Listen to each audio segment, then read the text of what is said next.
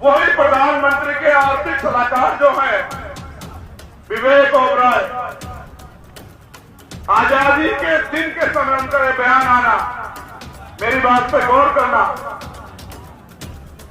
कि भारत के संविधान को बदलने की जरूरत है। ये संविधान पुराना हो गया, ये सिर्फ कोई बयान नहीं है, उसका अपना बयान नहीं है। मैं पूरी जिम्मेदार से कहता हूं, आरएसएस और भारतीय जनता पार्टी हमेशा से भारतीय संविधान के खिलाफ थी। इसलिए मैं आपसे कहना चाहता हूं कि मैं इनको ज्यादा मौका नहीं दूंगा। तो संविधान इस देश के हर एक व्यक्ति को बराबर का सम्मान और अधिकार और अवसर देता है। हम करोड़ों शोषितों को स्वाभिमान सम्मान का जीवन देता है। देश की महिलाओं को सरपंच से लेकर प्रधानमंत्री राष्ट्रपति बनने का अधिकार देता है। वो संविधान जो गैर बराबरी से मुक्ति की बात करता है, वो संविधान जो अन्याय अत्याचार को खत्म करने की बात करता है, वो संविधान जिसकी वजह से प्राइमरी स्कूल के हेडमास्टर का बेटा यहाँ खड़ा होकर बोल रहा है। आप इस मंच पर उपस्थित हैं और यहाँ इतने अच्छे माइक लगे, टैग लगे, उस संविधान की रक्षा के लिए भी आदमी का जन्म हुआ था। इसलिए मैं आपको वचन देके वादा करता हूं, मेरा वचन अटल है। सूर्य पूरब की जगह पश्चिम से निकल सकता है, मेरी बात को याद रखना। लेकिन चंद्रशेखर आजाद आज अपने समाज से वादा कर रहा है कि भारतीय संविधान पे आंच नहीं आने दी जाएगी जब तक मेरे शरीर में इसका कल आगाज आएगा और मेरे लहू का एक कतरा इनकलाब लाएगा। ये बात याद रखना आपको।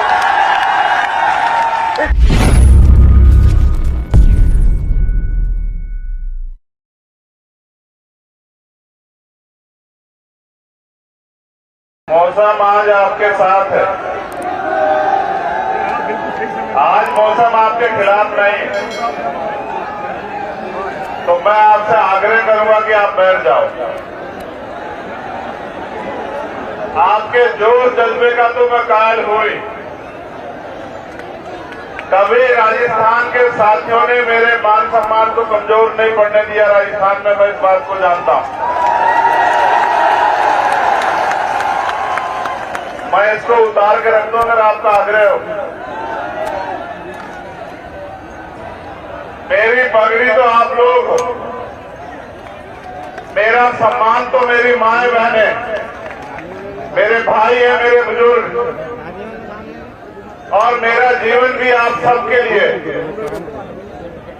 तो आज के इस सामाजिक न्याय महासम्मेलन में अपनी बात को रखने से पहले समय समय पे भारत के इस पावन भूमि पे जन्मे सभी संतों गुरुओं महापुरुषों को नमन करता। करुणा के सागर तथागत बुद्ध जी, सदगुरु रविदास जी महाराज, भगवान वाल्मीकि महाराज, गुरु नानक देव, संत कबीर, गुरु घासीदास, संत गाडगे जी महाराज, नारायण गुरु, जिनकी आज जयंती भी है। और समय समय पे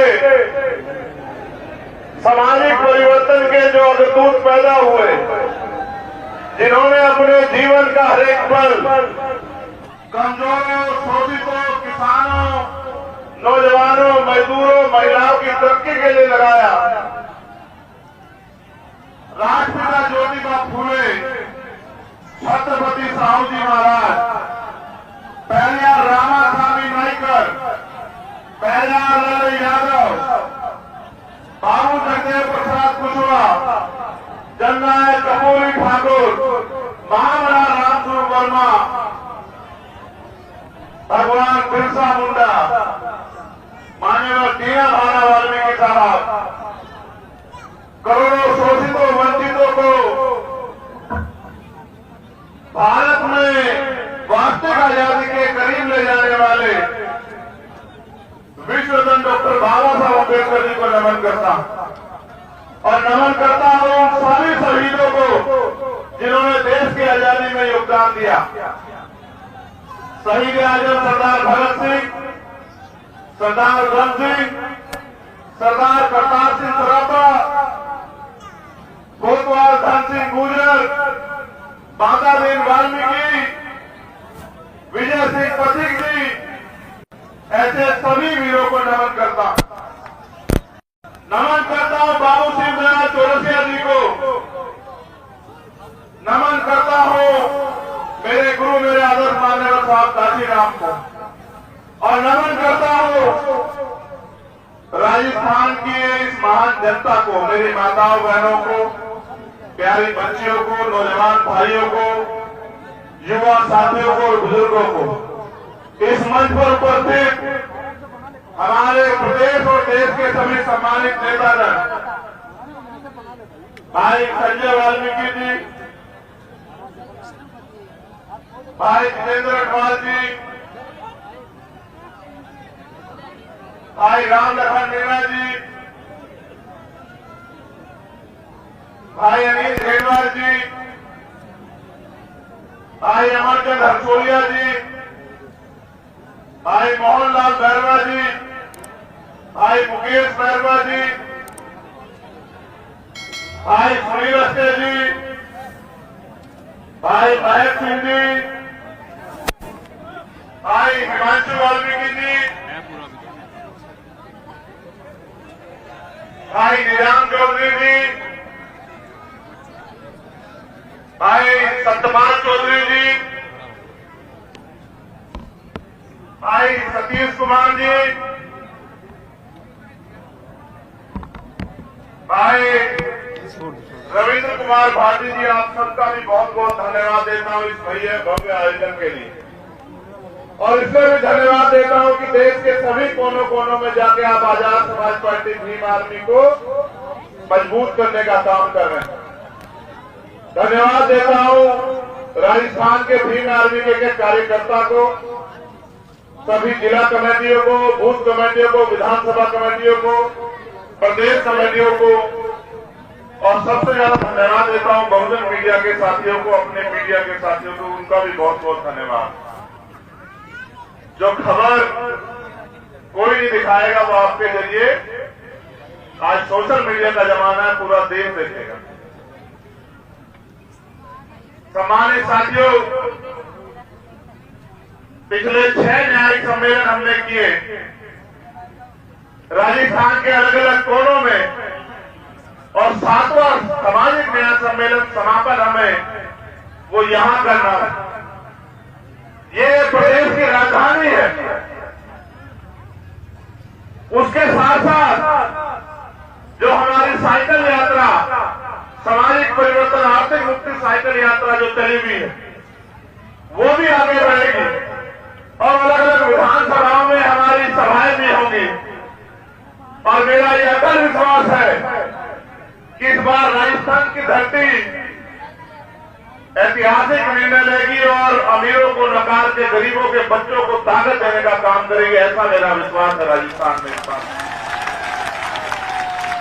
यहाँ की सरकार से भी मुझे बहुत कुछ कहना है। कहना इसलिए है क्योंकि हम लोग प्रदेश की राजधानी में हैं। जैसी चमक सूर्य की मेरे चेहरे पे पड़ी है, ऐसी चमक आपकी जिंदगियों में आ जाए। यही पूरा आंदोलन है, यही पूरा संघर्ष है, यही लक्ष्य है। और ये चमक तब तक रहेगी जब तक आप लोग संघर्ष करोगे। जिस दिन आपने संघर्ष का रास्ता छोड़ के सुविधा का रास्ता इख्तियार कर लिया, ये चमक भी चली जाएगी मेरे साथियों। इस बात को आप लोग याद रखना। तो जैसा मैंने कहा कि यहाँ की सरकार से भी बात करनी है, लेकिन यहाँ की सरकार के साथ यहाँ अपने लोगों से भी बात करने की वो क्या चाहते हैं। अगर आप इन सरकारों से खुश हो, अगर आप इन सरकारों के कार्यकाल से खुश हो, तो फिर आपको आजाद समाज पार्टी को समर्थन करने की कोई जरूरत नहीं। और अगर आप ये मानते हो कि बार-बार आपसे धोखा करके, आपसे झूठे वादे करके आपको ठगा गया है, तो फिर हमारे यहाँ एक कहावत है कि अजमाए हुए को अजमाया हुआ नहीं जाता। अगर आप मानते हैं कि यहाँ सभी सरकारों ने आपको बेबस, लाचार, गुलाम बनाने का काम किया है, तो मेरे साथियों फिर ऐतिहासिक निर्णय लो क्योंकि भारत में आज लोकतंत्र है और लोकतंत्र में बहुमत का शासन होना चाहिए, जिनका वोट होना चाहिए उनका राज होना चाहिए। लेकिन वोट यहाँ आपके पास है, राज आपके हिस्से में नहीं आया, आपके हिस्से में आया जुर्म, जाति, बेबसी, लाचारी, अन्याय, अत्याचार और भिक्षी खाल, लुटती असमत, ये आपके हिस्से में आया। बेबसी, लाचारी और कई तरह की बेबसी, लाचारी। अभी यहाँ छात्र संघ चुनाव होते थे, छात्र संघ चुनाव से हवा का पता लगता था। इस बार भीम आर्मी स्टूडेंट फेडरेशन मैदान में आई तो मुख्यमंत्री जी चुनाव से ही मुकर गए। वो कहते हैं चुनाव नहीं कराने, क्योंकि लोकतंत्र की सबसे पहली पाठशाला है छात्र राजनीति, और छात्र राजनीति से जो निकल के आता है वो सरकार के दमन के आगे झुकता नहीं। उसका सबसे बड़ा उदाहरण आपके सामने चंद्रशेखर आजाद खड़ा। जहां एक तरफ अमीरों की औलादें एसी के कमरों में सीखती है, बड़े बड़े मंच पर सीखती है, वहां गरीब किसान, कमेरे, नौजवानों के औलादें वो छात्र संघ के जरिए यूनिवर्सिटी और कॉलेजों में सीखती है। इनको लगा कि नया नेतृत्व न खड़ा हो, इनको आपसी गठजोड़ चलता रहे, नए नेतृत्व का निर्माण न, इसलिए छात्र चुनाव को टाल दिया जाए। याद रखना मुख्यमंत्री जी, आप भले ही सत्ता की ताकत से छात्र चुनाव को न होने दो, लेकिन आप 2023 का चुनाव नहीं रोक सकते। 2023 का चुनाव होगा, ये युवा शक्ति राजस्थान के काया पलट के रख देगी, इस बात को आप याद रखना। आप नौजवानों की बात करते हो किस मुंह से? आपकी सरकार में सबसे ज्यादा पेपर लीक होते हैं, गरीबों के भविष्य के, नौजवान लोगों के भविष्य के साथ खिलवाड़ होती है, उनके हिस्से को डका लिया जाता है। मैंने पहली बार सुना बस में बैठ के पेपर दिए जाते हैं, पेपर लीक इतना बड़े पैमाने पे यहाँ होता है, और मुख्यमंत्री जी कहते हैं कानून का राज है, जो एक पर्चा सुरक्षित न रख पाए वो राजस्थान की जनता को सुरक्षित रख देगी क्या सरकार? आप मुझे बताओ। ये युवाओं के भविष्य के साथ जो खिलवाड़ चल रहा है, इस ढक्कन को हम लोग बंद करने का काम करेंगे 2023 में। आप लोग इस बात को याद रखना मेरे साथियों। मेरे आज भी याद है, यहाँ की सरकार कहती है जब इनके बड़े नेताओं पर अत्याचार होते हैं या संविधान का हनन होता है, ये कहते हैं कि सरकार, केंद्र की सरकार खराब है, संविधान को नहीं मानती। मैं ऐतिहासिक प्रमाण हूं आपके पास। मैं सीएचए के साथियों की लड़ाई लड़ने आया था, उनका आंदोलन था, रात को 12 बजे इसी जयपुर से उठा के मुझे सोते हुए को, और सिर्फ मुझे नहीं, मुझे तो आदत है आपकी लड़ाई में हर कीमत चुकाने की, लेकिन जितने भी साथी मेरे साथ आए थे सबको जेल भेजने का काम किया सरकार। और लड़ाई ये है क्या? सिर्फ उनके भाइयों के हक अधिकार की थी। यहाँ हर ग्रेड टीचर का जो है वो ट्रांसफर नहीं हो रहा, चाहे आशा कार्यकर्ता हो, आंगनबाड़ी हो, सीएचए के भाई हो, थर्ड ग्रेड टीचर हो, सरकारी कर्मचारी हो, तमाम लोग परेशान हैं। अभी मेडिकल के डॉक्टर्स ने धरना दिया, मुख्यमंत्री तानेशाही पे रहे और उनसे कहा नौकरी करनी है करो वरना छोड़ दो। ये है इंकार किस लिए? इसी जनता ने आपको ताकत दी है, आज आप अहंकारी हो गए। अगर सरकार अहंकारी हो जाए तो जनता को निर्णय लेकर सरकार को सबक सिखाना चाहिए, और उस आदमी को जो तानाशाही करे उसको दोबारा मौका नहीं देना चाहिए कि उसका घमंड इतना बढ़ जाए कि वो अन्याय अत्याचार की हद को पार कर जाए। इसलिए आज हम लोग सामाजिक न्याय सम्मेलन कर रहे हैं, और कानून का राज कितना ही आपने देखा कि यहाँ एक कर्मचारी पहले एक महिला को, मुस्लिम महिला को छेड़छाड़ी करता है, और फिर हमारे एक देशभक्त एसआईटी जो है टीकाराम मीणा जी की, और उनके साथ अक्सर और तमाम लोगों की, जिनका शंकर भाई के मैं घर भी जाऊंगा वो यही जयपुर के उनके आंसू पूछने के लिए, लेकिन उनकी गोली मार के हत्या कर देती है। ये व्यवस्था जो यहाँ राजस्थान में है, और एक सरकारी कर्मचारी की हत्या होती है, शहीद का दर्जा देने के बजाय मुख्यमंत्री जी और उनके नेता बैठ के उस परिवार का मजाक उड़ाते हैं। ये बड़े सरकार की सच्चाई है आपके सामने। एक मेरे याद है, आपने ऐसे इतनी बड़ी ताकत में SC/ST की महापंचायत की थी, आपको याद है या नहीं है बताओ? जिस दिन कर्मचारियों ने अपनी मांगों को लेकर SC/ST की महापंचायत की, वो सारे कर्मचारी, मैं जानता हूं कितना उत्पीड़न उन अधिकारी कर्मचारियों का सरकार के लोगों ने किया। सरकार को लगा कि ये कर्मचारी अपने हक आवाज के लिए समाज को इकट्ठा कर रहे हैं। मैं कर्मचारी साथियों से भी कहना चाहता कि जब तक आप अपनी राजनीतिक ताकत नहीं बनाओगे, जब तक आप अपने व्यक्ति को ताकतवर नहीं बनाओगे, इसी तरह के दमन का सामना आपको करना पड़ेगा। लेकिन विश्वास रखिए, अगर एक भी कर्मचारी का दमन होगा तो दमन करने वाला चाहे मुख्यमंत्री हो या उनका कोई मंत्री हो, उनका कोई अधिकारी हो, चैन से नहीं बैठेगा कुर्सी में। इस बात को आप लोग याद रखना। 2 अप्रैल 2018 के सारे मुकदमे वापस अभी नहीं हुए सारे मुकदमे वापस हुए। SC/ST आयोग बना है, किसी पोस्ट ऑफिसर ज्यादा नहीं है, वो उनकी कोई बात नहीं मानी जाती। उनके जो देश है उनको भी मैंने सुना, वो भी बेचारे कहते रहते हैं कि साहब ये परेशानी को सुनता नहीं, एक झुंझुना बना के रख दिया, उसको कोई ताकत पावर नहीं है।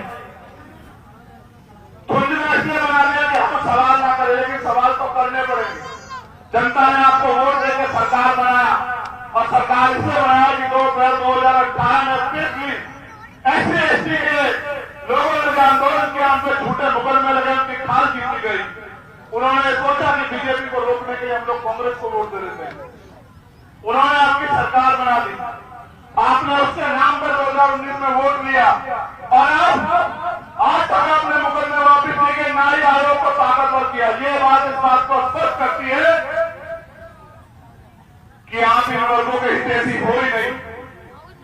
सम्मानित साथियों, बड़े दर्द के साथ कहना पड़ रहा है, देश भर के जुल्म हत्याएं एक तरफ, देश भर का अन्याय अत्याचार एक तरफ, और राजस्थान का अन्याय अत्याचार एक तरफ, और फिर आप अन्याय अत्याचार के खिलाफ आवाज भी नहीं उठा सकते। आपको याद है जितेंद्र मेघवाल, कितने लोगों को याद है? हाथ पास खड़ा कर। आपको याद है जितेंद्र मेघवाल, आपको याद है कार्तिक भील, आपको याद है पूजा भील, आपको याद है वर्षावती वाल्मीकि, आपको याद है प्रकाश नगर, आपको याद है बहन तोला गुजर, आपको याद है भाई पुष्कर कसाना, आपको याद है थाना गाजी, आपको याद है चूरू, आपको याद है पगड़ी। और अभी अभी पाली की जो वीडियो मैंने डाली कि किस तरह सरकार में, और मैं अशोक मेघवाल के परिवार के साथ जो है उसको भी नहीं भूल सकता। मैंने आपको हर न्याय पंचायत में याद दिलाया, जब भी आपने सामाजिक न्याय सम्मेलन किए मैंने आपको याद दिलाया कि जुर्म जाति अन्याय अत्याचार के जिम्मेदार हम लोग, और कैसे ये आपको जानना चाहिए। आज आप यहाँ हजारों की संख्या में आए, हम इसलिए जिम्मेदार हैं कि जिस वोट के दम पे हम अपना राज स्थापित कर सकते थे, उस वोट को हमने इनको देने का काम किया, और इन्होंने बदले में जो इनका स्वभाव है, इन्होंने बदले में वही अन्याय अत्याचार जुर्म जाति हमें देने का काम किया। अगर आपने इनको ताकतवर न बनाया होता तो किसी जालिम की हिम्मत नहीं होती कि वो जितेंद्र मेघवाल को चाकू से चीर देता, किसी जालिम की हिम्मत नहीं होती कि वो पूजा भील की 10-11 टुकड़ों में जो है उसकी हत्या कर देता। कोई किसी सामंत की हिम्मत नहीं होती कि वो इंद्र मेघवाल को पीट के मार देता, मटकी छूने पर उसके खिलाफ पंचायत होती है। ये हमें मारते भी है और उनके खिलाफ हमारे जो अन्याय की लड़ाई है उसके खिलाफ पंचायत भी करवाते हैं। आप ये बताओ जीतने के लिए दिया। बाबा साहब ने हमें वोट का अधिकार गुलामी की बेड़ियां काटने के लिए दिया। और आपने अपनी वोट का प्रयोग किसने किया मेरे साथियों? ऐसे लोगों पे भरोसा करने के लिए जिनका बस चले तो वो आपसे सांस लेने का अधिकार छीन ले, जिनका बस चले वो आपसे पानी पीने का अधिकार छीन ले, जिनका बस है वो आपसे अच्छे कपड़े पहनने और आजादी से जीने का अधिकार छीन ले। ऐसे लोगों का इसलिए क्योंकि हमने गलती की तो सजा भी हमें मिल रही। वोट दो धारी तलवार है। अगर आप दुश्मन को दोगे तो आपका इलाज होगा, और अगर आप अपनों को दोगे तो आपकी परेशानियों का इलाज होगा। आपको ये तय करना है कि आपको किसका इलाज करवाना है, अपना या उनका, या अपनी परेशानियों का। मेरे प्यारे भाइयों, सरकार ने बहुत सारी नई नई योजनाएं कुछ दिन पहले लागू की। क्यों 4.5 साल से पहले लोग नहीं रहते थे क्या यहाँ?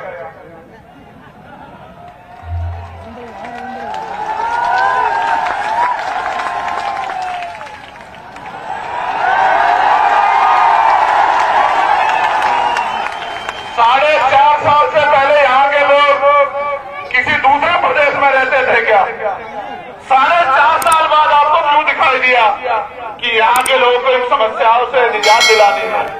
क्यों 4.5 साल आप सो रहे थे क्या मुख्यमंत्री जी? मुझे कहना नहीं चाहिए, लेकिन क्या आप मेरा दर्द जानना चाहते हो? मैं उदयपुर आया जितेंद्र मेघवाल के परिवार से मिलने के लिए।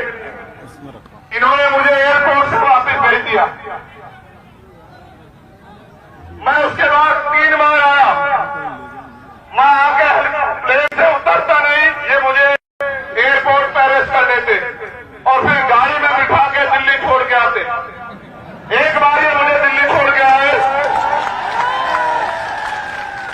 मैंने इन पर फिर भरोसा किया। मैंने इनसे हाथ जोड़ कहा कि अकेला आदमी जाना चाहता हूं इंद्र मेघवाल के परिवार से मिलने के लिए। उस परिवार को मेरी जरूरत है।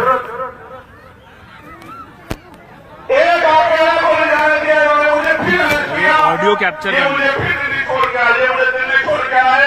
मैंने तत्काल फ्लाइट कराई के आने से पहले मैं फिर आ गया। जब मैं आ गया तो अधिकारियों ने माथा पीट लिया, कहा तो आदमी है क्या है भाई? इतनी चिंता तो यहाँ के हम नेताओं को नहीं है, यहाँ के लोगों की, जिनको वोट देकर एमएलए बना के यहाँ के लोगों ने बिठा, जितनी चिंता तुझे है। मैंने कहा कि उनका राजनीतिक रिश्ता है और मेरा उनका रिश्ता है। फिर मैं वापस आया और मेरे साथी हमने प्लान बनाया कि इस बार हम यहाँ की सरकार और पुलिस को बताएंगे कि बाबा साहब के बच्चे कितने दिमागदार हैं। और पूरी सरकार और पुलिस की नाक के नीचे से हम लोग जालोर चले गए। जब मैं उनके घर पहुंच गया तब पुलिस को पता लगा। फिर इन्होंने क्या किया, मुझसे झूठ बोल के लेके आए, लेकिन हमें पीसी करनी थी कि जयपुर तक सुरक्षा दे रहे हैं। और जयपुर लाके फिर 50 गाड़ी लाके पूरा जयपुर बंद करके फिर मुझे दिल्ली छोड़ के आए। मैंने इनसे कहा कि जितना फोर्स मुझे रोकने के लिए लगाते हो श्रीमान जी, इतना फोर्स इन वर्गों की सुरक्षा के लिए लगा दो तो आपके प्रदेश में अन्याय अत्याचार नहीं होगा। मैं आता भी तो करता गया, आपसे तो अपील करता कि आओ लड़ो, लेकिन मैं आपसे पूछना चाहता, ओम प्रकाश रेडर का परिवार इस मंच पे है, उसकी छोटी बहन जो मेरी भी छोटी बहन है, उस मां से उस पिता से मैंने वादा किया था कि आपके बच्चे को न्याय दिलाऊंगा, अपने छोटे भाई ओम प्रकाश नगर को न्याय दिलाऊंगा। मैं क्यों आता हूं उसका सच ये है कि ओम प्रकाश नगर मरने से पहले सुसाइड नोट में यहाँ पे किसी नेता का नाम नहीं लिखता। वो एक बात लिखता है कि मेरा भाई आएगा चंद्रशेखर आजाद मुझे न्याय दिलाने के लिए। कार्तिक भीड़ में एक नौजवान भाई की हत्या कर दी जाती है। आप ये देखो, 8 महीने से कार्तिक भीड़ का परिवार न्याय के लिए लड़ रहा है। क्या जवाब दूं मैं इनको? पानी देना है। आप बताओ क्या मैं जुल जात के आगे आंखें बंद कर लूं या घुटने टेक दूं? आप बताओ मेरे लोगों, आप बताओ, आपको तय करना है। क्या मैं औरों की तरह इनके आगे हार मान लूं? क्या मैं औरों की तरह अपने परिवार को मरने के लिए छोड़ दूं? क्या मैं औरों की तरह घर में बैठ के इस अन्याय अत्याचार का तमाशा देखूं या लड़ूं? आप बताओ मेरे लोगों।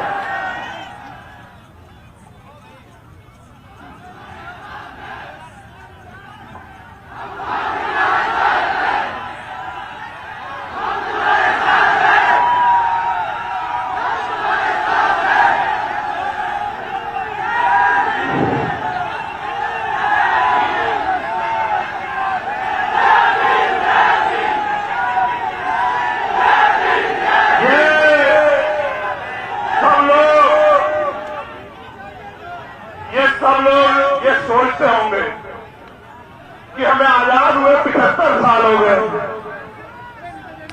मगर ऐसा क्या है कि आज भी हम भारत में रोटी, कपड़ा, मकान की लड़ाई लड़ रहे हैं, हिस्सेदारी हकदारी की लड़ाई क्यों नहीं लड़ रहे हैं? आप बताओ मेरे लोगों, तोला गुजर बहन के परिवार को क्या जवाब दो? आप बताओ इंद्र मेघवाल और जितेंद्र मेघवाल के परिवार को क्या जवाब दो? और आप बताओ लाखों लाखों नौजवानों को क्या जवाब दो? मैं एक चीज जानता कि हर जुर्म जाति की एक उम्र होती है, हर अन्याय की एक सीमा होती है और हर दमन का बंदोबस्त होता है। अब समय आ गया है साथियों कि ये जो दमन राजस्थान में चल रहा है, इस दमन को हमें कुचल के स्वाभिमान सम्मान और अधिकार की जिंदगी राजस्थान में प्राप्त करनी है।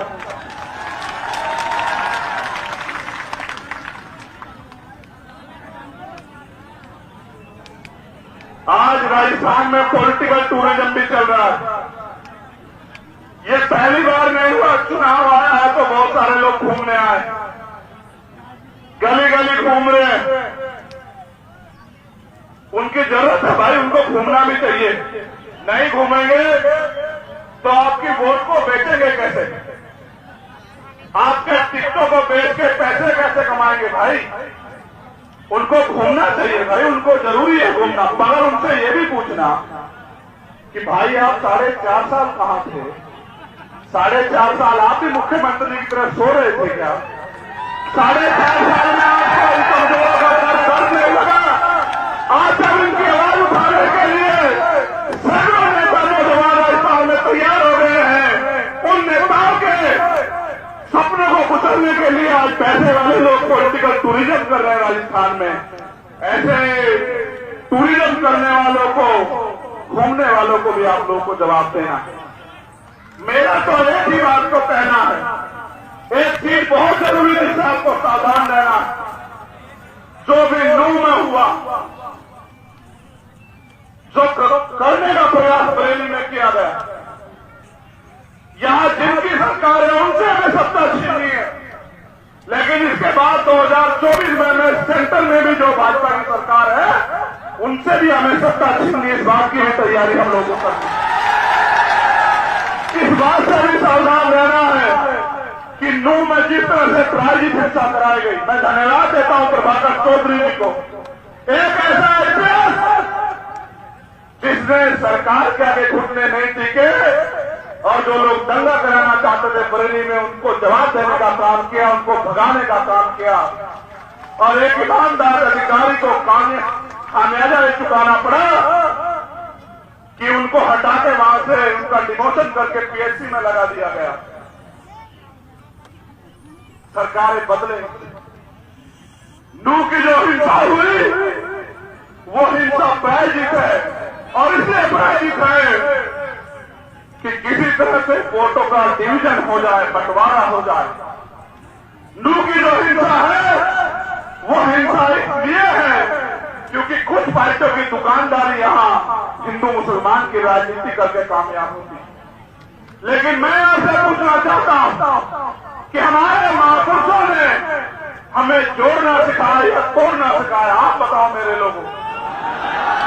तो क्या किसी बंटवारे से हमारी राजनीति कामयाब हो जाएगी?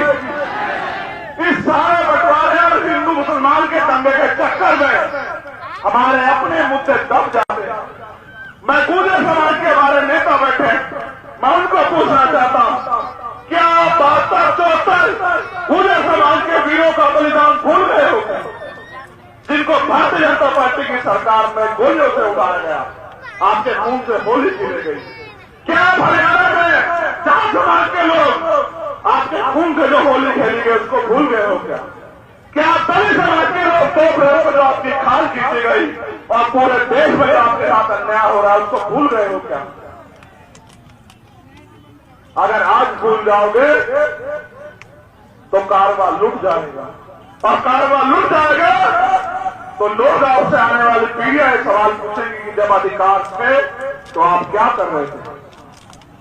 सम्मानित साथियों, आज एक षड्यंत्र बना के मुस्लिम समाज का आर्थिक बहिष्कार के नाम पे उसी नफरत की दीवार को खड़ा करने का प्रयास किया जा रहा है। लेकिन मेरी इस बात पर गौर करना कि जो स्वाभिमान सम्मान आज हमें प्राप्त है, 12 साल से पहले के दिलाने के लिए मैं नाम गिनाऊंगा आपको और आप याद करना। मैंने दिल्ली के मंच से भी आपको याद दिलाया था।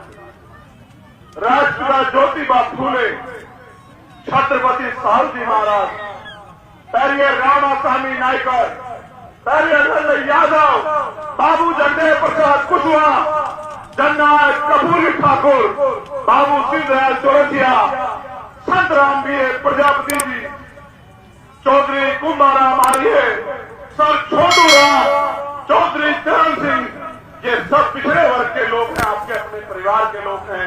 इन्होंने आंदोलन चलाया, उसी को आगे खींचने का काम पहले बाबा साहब अम्बेडकर ने, फिर मान्यवर काशीराम साहब ने किया। आप अपने अपनों को नहीं जानते, इसलिए आपको, जब आप इतिहास नहीं जानते, इसलिए आपको हिंदू मुसलमान में बांट के आपके ऊपर राज करना चाहते हैं। मैं इशारों में नहीं, मैं खुल के कह रहा हूं कि देश की किसी भी पार्टी में जो समय थी बाबा साहब अम्बेडकर को चुनाव नहीं जीतने दिया, आपके महापुरुष को, आपके रेवर को लोकसभा में जाने नहीं दिया। अगर न होते मुसलमान और न वो खुलना से बाबा साहब अम्बेडकर को जिताते, कॉन्स्टिट्यूशन असेंबली में भेजते, तो बाबा साहब अम्बेडकर संविधान नहीं लिख पाते। मेरे लोगों, इसलिए मैं आपको बताना चाहता हूं कि आपको मदद किसकी करनी है, आपको हाथ किसका पकड़ना है। हमारी लड़ाई किसी जाति धर्म से नहीं है, हमारी लड़ाई न्यायाचार के खिलाफ है, गैर बराबरी पर आधारित व्यवस्था के खिलाफ है, हमारी लड़ाई असमानता के खिलाफ है, हमारी लड़ाई हिस्सेदारी की है, हमारी लड़ाई स्वाभिमान सम्मान के जीवन की है। और अगर कोई मानववादी विचारधारा को, गैर बराबरी की विचारधारा को पालने पोषने का काम करेगा तो वो हमारा अपना कभी नहीं हो सकता। इस बात को आपको याद रखना। सम्मानित साथियों, एक बार मैं आया था गोली लगने के बाद भरतपुर, और आज आया राजस्थान। मेरे जैसे हजारों लोग के खून बहेंगे। आजादी मांगने से नहीं मिलती है, आजादी की कीमत चुकानी पड़ती है। सरदार मनोज सिंह भुवन यहां बैठे हैं, हमारे राष्ट्रीय सचिव सोमनाथ प्रजापति जी यहां बैठे हैं। इतिहास गवाह है, मांगने सिर्फ ठीक मिलती है, अधिकार और आजादी छीननी पड़ती है, और छीनने के लिए बल की जरूरत होती है। और साहब काशीराम जी ने कहा, जिनका दल नहीं होता उनका बल नहीं होता, और जिनके पास बल नहीं होता उनकी समस्याओं का हल नहीं होता। मैं अपनी बहनों से पूछना चाहता हूं, माओ से पूछना चाहता हूं, अगर अमीर इस देश में गरीबों के हितैषी होते तो आप बताओ कोई गरीब रहता क्या? आप जानते नहीं राजस्थान का हाल, ना पीने को साफ पानी, ना रोजगार, चारों तरफ से महंगाई की मार, चुन जाति अत्याचार। एनसीआरबी का आंकड़ा देखो, डाटा देखो तो रूह कांप जाती है। क्या क्या नहीं था पिछले 5 साल में। मेरा आपसे सवाल है, आगे भी ये सहना चाहते हो क्या? आपने सबको अवसर दिया, सबको ताकत देकर भेजी। हर्षाधिपति वाल्मीकि को किसने पीटा? वो विधायक कौन सी पार्टी का था बताओ मेरे साथियों? वो विधायक कौन सी पार्टी का था बताओ मेरे साथियों? कौन सी पार्टी का? नहीं, जोर से बताओ। बहुजन मीडिया के साथियों को पता लगना चाहिए कौन सी पार्टी का था, किसकी वोट से बना? आपकी वोट लेके आपको पीटने वाले लोगों को दोबारा से मौका दोगे क्या भाई? आप जानते नहीं कि वो आपकी वोट लेके किसका इलाज करेंगे? आपका, आपको नुकसान पहुंचाएंगे, आपकी सच्ची लड़ाई लड़ने वालों को नुकसान पहुंचाएंगे। आपको ये तय करना पड़ेगा कि आपका अपना दल आजाद समाज पार्टी उसका चुनाव निशान क्या है, जरा जोर से बताओ। नहीं, और जोर से बताओ, पहले तुम्हें पता लगना चाहिए। नहीं, तुम्हारी आवाज मुझसे कम। क्या है चुनाव निशान? बहुत अच्छे। अब आखिरी बात सुनो, आगे के लिए क्या करना है। अभी एक बयान आया, वो देश के यशस्वी प्रधानमंत्री जी जो खुद को गरीब का बेटा कहते हैं, जो 10 करोड़ का सूट पहनते हैं, वो प्रधानमंत्री जी जो चुनाव के समय कहते हैं मैं पिछड़ी मां का बेटा, और चुनाव के बाद जो पिछड़े समाज के हक अधिकारों को लुटवाने का काम करते हैं, वही प्रधानमंत्री के आर्थिक सलाहकार जो हैं विवेक ओबराय, आजादी के दिन के समय उनका यह बयान आना, मेरी बात पे गौर करना कि भारत के संविधान को बदलने की जरूरत है। यह संविधान पुराना हो गया। यह सिर्फ कोई बयान नहीं है, उसका अपना बयान नहीं है। मैं पूरी जिम्मेदार से कहता हूं, आरएसएस और भारतीय जनता पार्टी हमेशा से भारतीय संविधान के खिलाफ थी। इसलिए मैं आपसे कहना चाहता हूं कि मैं इनको ज्यादा मौका नहीं दूंगा। इसलिए हमने तय किया है कि बहुत जल्द दिल्ली से हम लोग प्रेस कॉन्फ्रेंस करके भारतीय संविधान बचाओ यात्रा शुरू करेंगे पूरे देश के अंदर। और वो यात्रा मध्य प्रदेश से शुरू होगी, वो यात्रा राजस्थान में भी आएगी और देश के पूरे देश से कई कोनों में जाएगी। उस यात्रा का मकसद ये है कि जो संविधान इस देश के हर एक व्यक्ति को बराबर का सम्मान और अधिकार और अवसर देता है, हम करोड़ों शोषितों को स्वाभिमान सम्मान का जीवन देता है, देश की महिलाओं को सरपंच से लेकर प्रधानमंत्री राष्ट्रपति बनने का अधिकार देता है, वो संविधान जो गैर बराबरी से मुक्ति की बात करता है, वो संविधान जो अन्याय अत्याचार को खत्म करने की बात करता है, वो संविधान जिसकी वजह से प्राइमरी स्कूल के हेडमास्टर का बेटा यहां खड़ा होकर बोल रहा है। आप इस मंच पर उपस्थित हैं और यहाँ इतने अच्छे माइक लगे, टैग लगे, उस संविधान की रक्षा के लिए भी आदमी का जन्म हुआ था। इसलिए मैं आपको वचन देकर वादा करता हूं, मेरा वचन अटल है। सूर्य पूरब की जगह पश्चिम से निकल सकता है, मेरी बात को याद रखना। लेकिन चंद्रशेखर आजाद आज अपने समाज से वादा कर रहा है कि भारतीय संविधान पे आंच नहीं आने दी जाएगी जब तक मेरे शरीर में खून का आखिरी कतरा गोली पल की रस्सी आज लगे। मुझे ये भी नहीं पता मेरा आखिरी दिन क्या होगा और कौन सा होगा, मगर मैं जानता कि लिख रहा हूं मैं अंजाम इसका कल आगाज आएगा और मेरे लहू का एक कतरा इनकलाब लाएगा, ये बात याद रखना आपको। इसलिए भारतीय संविधान को बचाने की इस यात्रा के आप लोग सारथी बने। और ये यात्रा की एक अच्छाई मैं आपको बता दूं, हमने निर्णय लिया है कि दिन में इस यात्रा के जरिए हम लोग समाज को तैयार करेंगे और टूरिज्म में ही होगा। ये यात्रा का तो साइकिल पे होगी या पैदल होगी, प्लस रात के ठहराव की व्यवस्था पहले से नहीं होगी। जिस समाज की लड़ाई लड़ रहे हैं उस समाज की जिम्मेदारी होगी कि वो हमारे खाने का सोने की व्यवस्था करे। उस समाज खाने सोने की व्यवस्था नहीं करेगा तो मैं वचन देकर कहता हूं कि हम लोग भी भूखे ही सो जाएंगे, लेकिन रुकेंगे नहीं।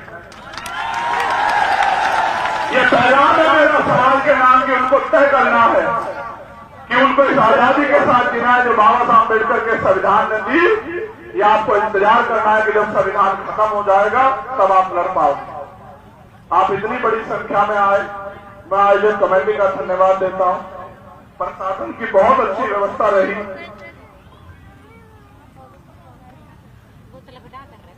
मैं प्रशासन का, पुलिस का भी धन्यवाद, पहली बार धन्यवाद दे रहा हूं, क्योंकि आपसे पहले तो आपने मुझसे ऐसी दुश्मनी निभाई सरकार के इशारे पे। भाई मैं भी आपकी तरह किसान, एक प्राइमरी स्कूल के अध्यापक का बेटा हूं, आप भी किसान कबीरों के बेटे। अगर आप मुख्यमंत्री मंत्री के बेटे होते तो आप 2 स्टार 3 स्टार नहीं होते, या कांस्टेबल हेड कांस्टेबल नहीं होते। मेरे भाइयों, ये मेरी बहनें भी जो हैं, आपको और हमें कोई टकराव नहीं। हम अपने अधिकार के लड़ने के लिए जाते हैं और आपकी मजबूरी होती है सरकार के इशारे पे कि आपकी लाठियों से हमें पिटना पड़ता है। लेकिन विश्वास करो, आपकी लाठियों की पिटाई से हम लोग कमजोर नहीं होते, ताकतवर होते हैं, हमारे हौसले मजबूत होते हैं। लेकिन आप भी ये याद रखा करो कि लाठी थोड़ी आराम से चलाया करो। ये आपके अपने लोग हैं। मैं रिफॉर्म के तौर पर कह रहा हूं, अगर हमें अवसर मिला तो पुलिस के कर्मचारियों की 8 घंटे की ड्यूटी हम लोग करेंगे और सप्ताह में छुट्टी देने का काम करेंगे। मेरी बात को याद रखना। जो कोई नहीं कर सकता, आप उनके लिए गुलाम टाइप हो और हमारे लिए आप सम्मान के वो हो। आप अपनी जान को दांव पे लगाते हो, इसलिए आप हमारी भी रक्षा करते हो, हम नागरिक की भी रक्षा करते हो। इसलिए आपसे कोई टकराव नहीं है, आपके लिए भी रिफॉर्म हम करेंगे। इसलिए आपसे कहना चाहता हूं कि अब जब आपके क्षेत्रों में सभाएं हो और ये आंदोलन आगे बढ़े तो इसमें साथ देना और उन ताकतवर लोगों को जो पैसे के नशे में घमंडी हो गए उनको बताना ये छोटे मोटे लोग इस देश का इतिहास लिखेंगे। ये बात याद रखना। हमारे महापुरुषों ने कभी छोटे बड़े की बात नहीं की। हमारी तो पूरी लड़ाई छोटे बड़े के खिलाफ। हम तो समता समानता बंधुत्व भाईचारे को मानने वाले लोग हैं। और मैं कहता हूं, मानव में भेद करे वो किताब कोई भी हो सकती है, मानव को जो सम्मान करे वो भारत का संविधान है, उसके सिपाही है। बहुत बहुत धन्यवाद। जय वीर, जय भारत, जय मंडल, जय जोहार, जय संविधान। Bhim army, Azad Samaj party, Bhim army, Azad Samaj party. धन्यवाद मैडम। जय भीम, जय भारत।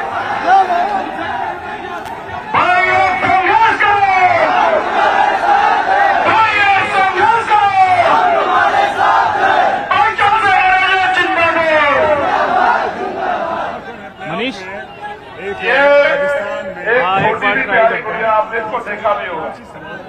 एक बार आप गुल्लक लेके आई है अपनी मेरी मदद करने के लिए।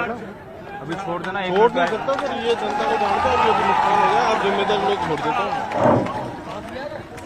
मेरे साथी जानना हाँ तो आप जिम्मेदार ले लो, मैं जिम्मेदार नहीं ले सकता यार। ये मेरी बच्चियां, मेरी बहनें, मेरी माँ, उनका आशीर्वाद, उनका प्यार देता लड़ने की ताकत। मैं अपनी छोटी बच्ची से, बहन से कहना चाहता हूं, आज इस पैसे की जरूरत तुम्हारी पढ़ाई को, जब तक हम ताकतवर ना हो जाए और इस प्रदेशों में आजाद समाज पार्टी के जरिए राज ना जाए, ऐसा राज जहां किसी बहन को, भाई को पढ़ने के लिए अपना मकान नहीं बेचना पड़ेगा, अपनी जमीन गिरवी नहीं रखनी पड़ेगी, इलाज के लिए उधारी नहीं करनी पड़ेगी। जब तक ऐसा राज ना आ जाए तब तक आप इस मेहनत की कमाई से अपनी पढ़ाई चला लो। जिस दिन ये राज आ जाएगा आपको किसी के आगे जो है वो हाथ नहीं फैलाना पड़ेगा, मेरा वचन है आपको, इस बात को आप याद रखना। तो मैं इससे कहूंगा,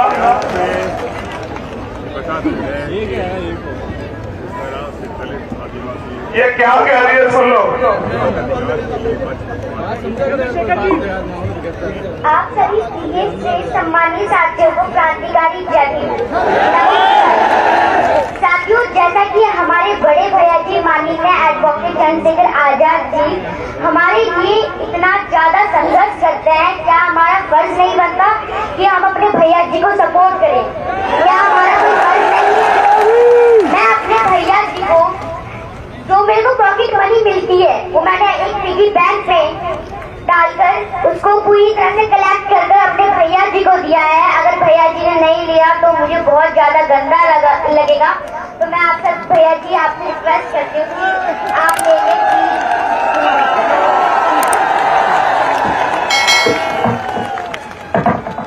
मेरा दिल गवाही नहीं दे रहा है, आप बताओ क्या करें?